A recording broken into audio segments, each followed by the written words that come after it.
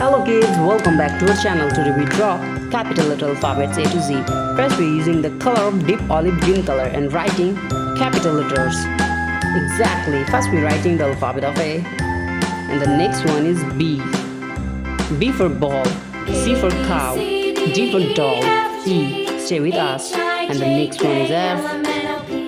Now we draw Q. And the next one is H, I, J. Kids, now we draw the alphabet of K, L. The next one is N. N for nose and for nest, N. And the next one is O. Now we're using the color of black, O for orange. Now we draw P. And the next one is Q, R. Kids, now we draw the alphabet of S. And the next one is T, U for umbrella.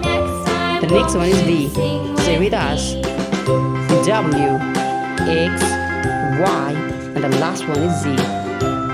Thank you so much for watching. Subscribe to our channel. See you soon. Bye bye.